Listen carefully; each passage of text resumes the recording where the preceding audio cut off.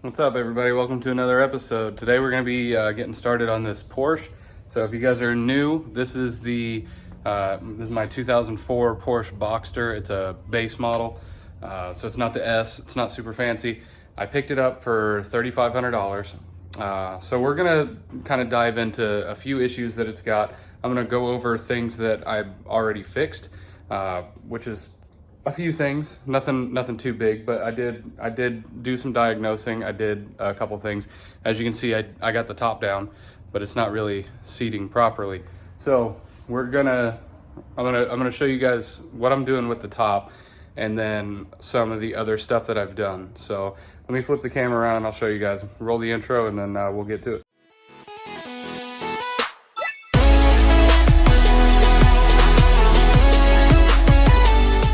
All right, so you can see we got a radio. So I found out that the reason the radio wasn't working was because it wasn't wired in at all. So, you know, that kind of solves that issue. So I picked up a new Bluetooth radio and threw that thing in there. Works fine. But they had a bunch of like subwoofer wiring and stuff going all the way to the front to the stock amp. And there was no harness that went back to the radio to actually plug the speakers in.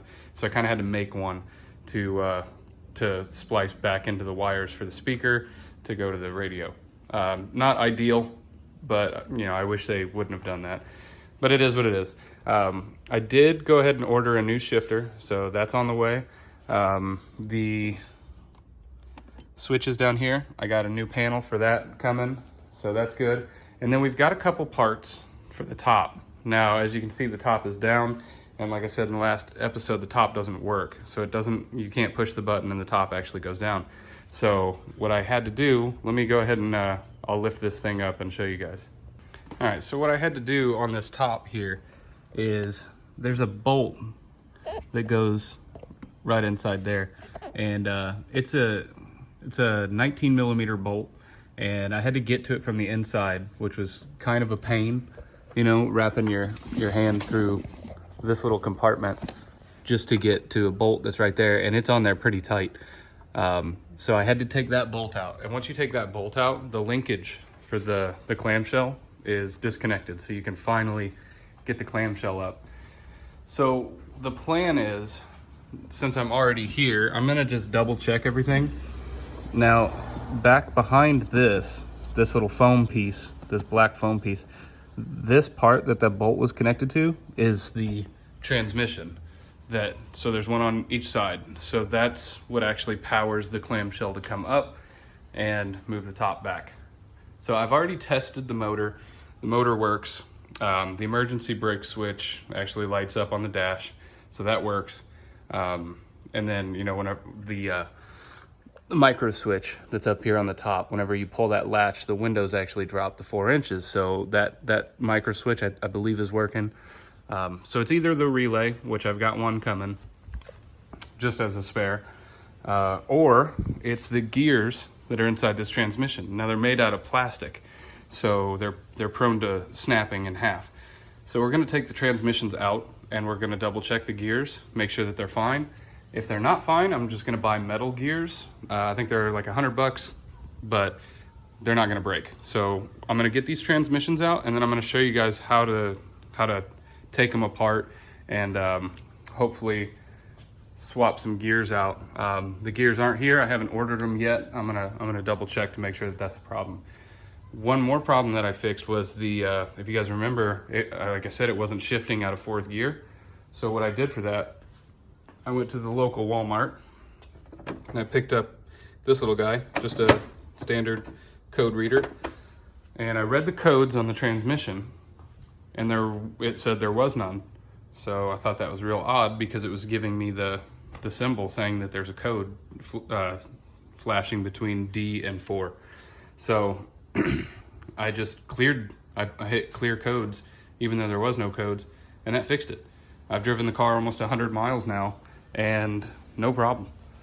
So yeah, I'm gonna go ahead and start pulling these transmissions out, and hopefully we don't see any cracked gears. But yeah, if your Boxster is having the problem where the top doesn't want to move and you can't get this clamshell open, that's what you got to do. You got to reach your hand pretty much through the seat belt here, and that'll get you into here, and then you can get those bolts. Now those bolts, I got them over here, connect to these arms.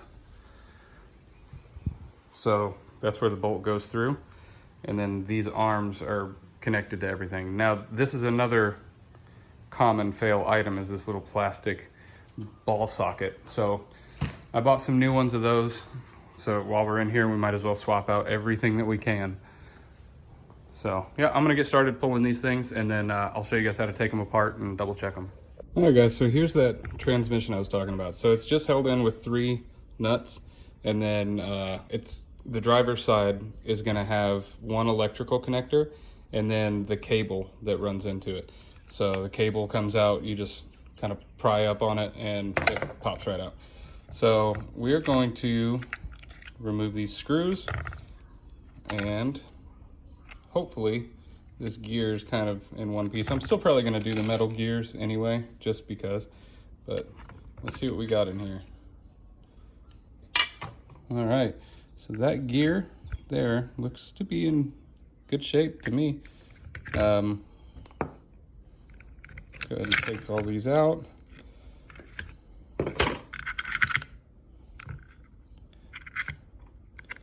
I don't know if maybe those just came dislodged or came dislodged whenever I pulled it out, but yeah, the gear itself looks fine. So we are going to go ahead and pull the other side as well, and just double check, make sure that both of them are good. But like I said, it's $100 to get the new gear. Actually, there's a crack right there. So it doesn't mean that this one's not working. It still definitely should be working, but it's on its way out. So we're gonna go ahead and swap it out anyway. I'm gonna go ahead and pull the other one out, and we're gonna double check that one also. All right, so other transmission's out. You can see this one's kind of doing the same thing. It's just got small little cracks on it. So we're gonna go ahead and swap it out, just like the other one. But yeah, this one should be working also. So both the cables seem fine. Both of these gears seem fine. So I'm trying to think what else it could be really. If it's not the little plastic bushings, which both of them seemed fine, then I tested the motor, so that was okay. So I'm still thinking it might be a relay. So the relay is on its way, and when we get that thing in, we'll start doing some more diagnosing. And then, like I said, I'm gonna go ahead and order those little metal gears, and hopefully we should be able to get this top sorted out, because you know that's kind of like a big thing. I want to be able to put it up and down at the push of a button. And then if you do the manual top conversion, the clamshell doesn't really sit flush, and I don't like it. So I'll pick the video up back when we get the parts to do that stuff. So we're back. We got parts. I did find one other thing broke, so I had to order another part, but it got here pretty quick. So I'm going to show you guys the parts that we're working with. All right, so here's what I got. These are the metal gears that are going to replace those plastic ones. And then I also noticed that these little ball joints, one was not really connected, like it was the nut was gone, and then the other one was completely missing. So those are, show you guys on the car here, those are what actually, like, they'll go down here, and that's what actuates that arm. That's what that little plastic ball socket sits on. So we're gonna go ahead and put these on. I'm gonna get the transmissions pulled apart, and we're going to replace these guys. But yeah, these will never break.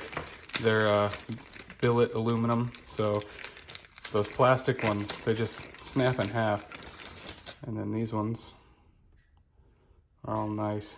So we're gonna get these thrown on, and then hopefully the top should work. Who knows?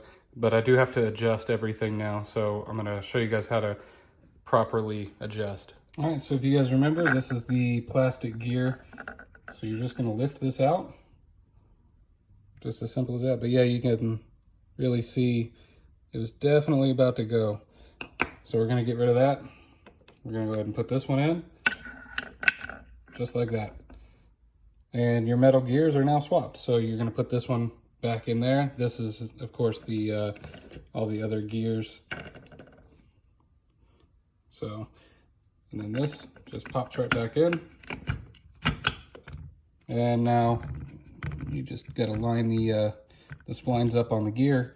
But other than that, pretty simple. And you don't have to worry about it breaking ever again. So I'm gonna put this back together, put the cover back on, and then we'll put it back in the car, do the other side, and then that's when we can start putting the linkages back on with these new ball screws. All right, so I went ahead and put that transmission in. We got this one in too.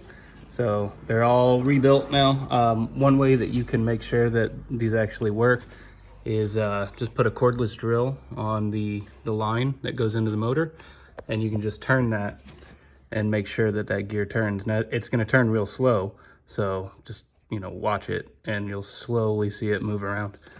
So now the next step is going to be to get the linkages on and get them adjusted correctly. So the linkages will, you know, connect here on this arm and then up forward on the actual top. So when this thing spins, clamshell opens, top comes down, and vice versa. So we need to make sure that this one is in sync with that one. That way we're not, you know, doing one side faster than the other or sooner than the other, and make sure that it seals actually proper. So that's kind of a headache because you have to get both of them at the exact same spot, just using a drill on the cable, and then you can go ahead and set the linkages and all that stuff. So it's pretty difficult, but I'm gonna try to walk you guys through it the best I can. All right, so the next thing I need to install is these little guys. So you can kind of see right there, that's where it's gotta go. So I've already put the one on this side. You can see it right there. So that is going to connect onto that plastic arm. So that's just gonna sit right inside there. And then this, what they call a boomerang arm, is what's actually going to connect to the transmission. And then this part of the linkage is going to go right here. And as the motor spins the transmission, this pretty much twists. And then, you know, both of these act on a pivot. So as they're moving, it's coming up, it's coming down, stuff like that. So pretty simple. I'm gonna go ahead and put this on. It's just two 13mm heads and a lock washer. I got these from eBay also. I think they were $40, something like that. $40, but they came with the new little caps that go on there too. So all in all, I've got $40 for these parts. And then the metal gears were $100. I think it was like $100 or best offer. I put an offer of $90 and won it. So if you guys need them, put in an offer of $90 and you might get it. But I'm gonna go ahead and throw this on, put the linkages back together, and we'll see if we can get anything moving. All right guys, so now we're gonna talk about timing this top. So there is a timing mark that's on the transmission. So we need to get that lined up, and that is gonna help us get that arm put in. So that arm has a notch on it, and if the notch is going up like this, it's a lot easier than if it's like curved, because then the arms are trying to curve and you gotta get everything, it like shortens the travel that you're allowed. So I'm gonna show you what I'm talking about here. Okay, so it's a bit hard to see, but there's a mark right there and a mark right there. So you get these things to line up, and you can see that this groove is almost vertical. So that's gonna help us get that boomerang arm in there and have enough travel to where we can actually put everything together. So I'm gonna get started putting the linkages on, and then we're gonna see if we can get this top working. All right, so hopefully this is what it should look like when you have everything connected. Like I'm not like a, you know, Porsche certified mechanic or anything, but the linkages are put in, transmissions are put in, the timing marks are correct on both sides. Seems level. I I did get a parts package in. So this is the relay that controls the top. So I went ahead and threw the new one in. I got a new one of those, and we're moving houses, so everything's kind of a mess. But I got this, which is the low pressure AC line, because I tried to charge the AC on this and it had a giant hole. But we're gonna go ahead and try the top, see if it works with that relay in. Fingers crossed it does. These clips are actually really hard to find. I found a few. They're like $7, but for some reason nobody's shipping them. I've bought them and then waited 2 weeks and nobody shipped. So we've got some C-clips. We're gonna try it out. Key on. We got our emergency brake, and our latch here is done, so the windows are open. Then we're gonna push the button, see if it works. Fingers crossed. We got something. Clamshell's opening. Cool. Top's moving. Sounds like it needs some oiling. Yeah, it needs oiled. Okay. So, clamshell needs a little bit more adjusting, but hey, it works. So, now I'm gonna run you guys through some of the other stuff that I've swapped, and we'll adjust that. That might just be the window. They do a thing called a boxster chop. If you guys are boxster owners, you probably know what I'm talking about. But the window needs to like curve a certain way. And with this glass window, it's kind of difficult. So I didn't do that. Maybe that'll help. Or just cycle it through a couple times, oil it up. Maybe that'll work, but hey, top works. I am so proud of myself. All right guys, so the boxster chop method and just cycling it through 2 or 3 times helped a lot. So I'm happy with how that's sitting. Everything's looking good. So I'm gonna run you guys through a couple other things that I've done and what all we still have to do. So I did order new leather for both seats. So those are on the way. That was like $350, I think. So a little bit pricey, but I think overall it's gonna make this look real nice. And I went with black leather with silver stitching just to kind of match the silver. As I said, you know, we replaced this. So this panel was like $40 or something like that. So, you know, trunk pops and the hood pops. So that was another issue that I had, was the hood release mechanism. There's like a little motor inside there. That was bad. So it didn't have enough power to actually pull that latch. So I had to order another one, and it's like a part this big, but it came in a giant box. So, oh well, whatever they want to send, it was free shipping. So I got that in. That was like a 5-minute swap, put that in, everything works. So that's good. I still got to put that AC line on and charge the AC and, you know, purge it and all that stuff. I did get lug nuts because one's missing on that side and one's missing over here. So we got new ones. We're gonna put those on.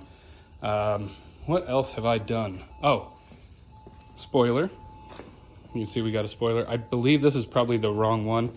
I think this is for like the earlier ones, the 99s to what 2002 or something like that, or 2001. But I mean, it works, and it's the same color, and it was $70, I think. So I'm happy with that. As I said, radio's been changed. We don't have any running problems at all. The car works great. I've put 161 miles on it now, and it is perfect. I absolutely am falling in love with this car. I may end up keeping it, but you know, the ultimate goal was to just flip it. But still waiting on this panel, or this little piece to come in. It's like coming from Latvia, but whatever. It'll be here when it gets here. But yeah, I still need to fix this.